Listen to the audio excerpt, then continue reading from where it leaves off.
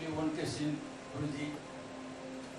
We the human beings, the earth, are by chance or by choice of God or any superpower? Why we are on this planet? By accident or by design or by superpower? I think even the planet is wondering why the hell these human beings came here.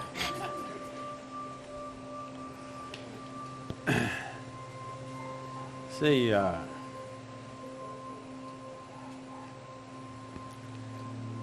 solar system, the way it is, and so as the other universal systems, the galaxies, they're all happening because they arrive at a certain perfection of geometry. Geometry in the sense, right now this planet is going around the sun, it's found its perfect orbit, so it's going and going and going. Not powered by engine or something. See, the airplane is going, powered by engines, it's being pushed. This is not being pushed, this has just found a certain perfection of geometry and it's going on. The day it loses its perfection of geometry, if it loses the line of orbit, it's gone. So in this process, life happens on this planet, also involving this geometry on various levels.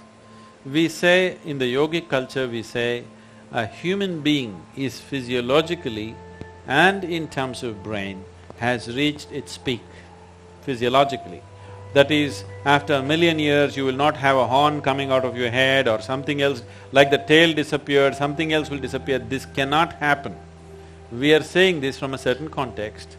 Today, the modern neuroscientists are saying similar things. They're saying the size of the neuron in the human brain can neither increase nor can the wiring inside can increase, because the physical laws don't permit it. The laws of physics do not permit it. I will not go into the detail of that. To put it very simply, how we see it is, your birth here, right now all life on this planet is solar powered, isn't it?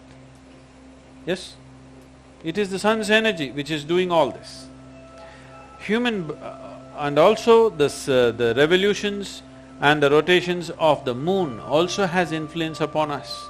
The very ocean is rising and falling with the movement of the moon. Only because our mothers' bodies were in tune with the cycle of the moon, we are born and we are here. Yes? If this 28-day cycle of the moon does not repeat itself in a woman's body, you and me wouldn't be born.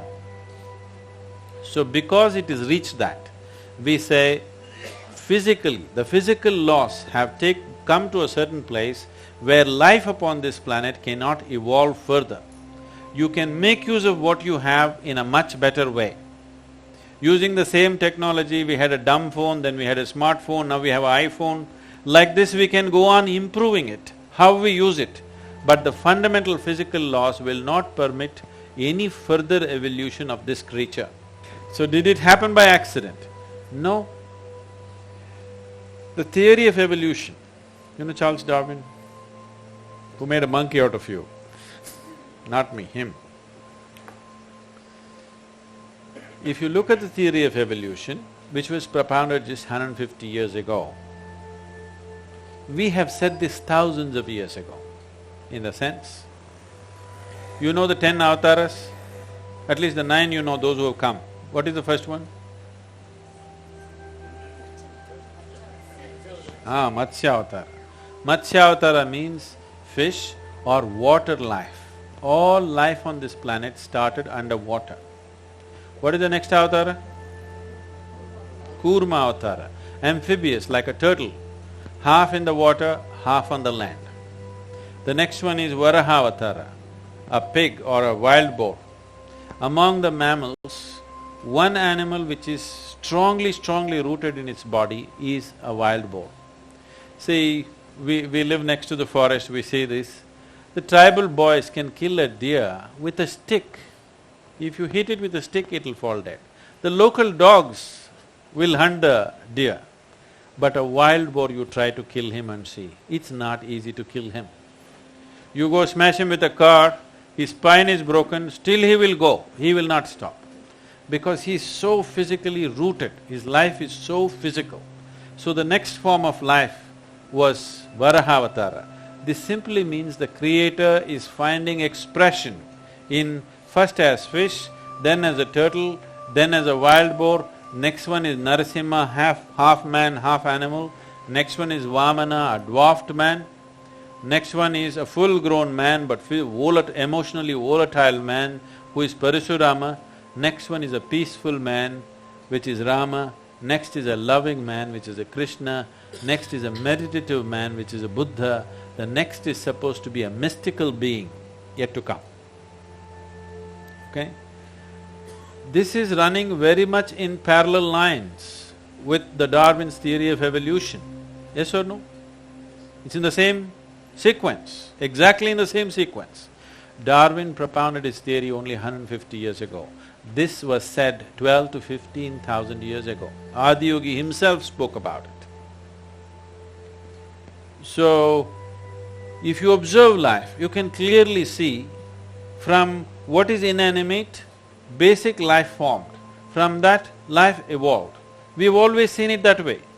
Always we saw life evolved. Constantly, we are in every temple you go, there is a snake, there are various symbolisms all around the place, because even today in your brain, one part of your brain is a reptilian brain. You know, the core part of your brain is still a reptilian brain and it still functions, and we have different practices in yoga as to how to transcend this reptilian brain and allow the cerebral cortex to function. And today we have scientific evidence to show you. The University of California has done scientific studies on Shambhavi Mahamudra, the basic practice we teach usually. And they say if you practice Shambhavi Mahamudra for 3 months, the neuronal regeneration increases by 241%, a kind of percentage that's never been recorded in the history of any kind of research, okay? Just a simple practice for 21 minutes, 241% increase in your brain function and neuronal regeneration. This means as you grow old, you will become more intelligent. Usually young people think you're getting stupid. Yes, your brain is actually growing, you understand? It's getting better by the day. Now there is scientific evidence. We always knew this, but today a meter has to say it. If a man says it, it's not true. If a man says it, it's doubtful. But a meter has to say it. Now the meters are saying it. The meters are saying your brain is actually growing by doing a simple 21-minute practice. And you don't believe the meter. You just do the practice for 3 months and see, you will see how clear and how smart your mind is suddenly.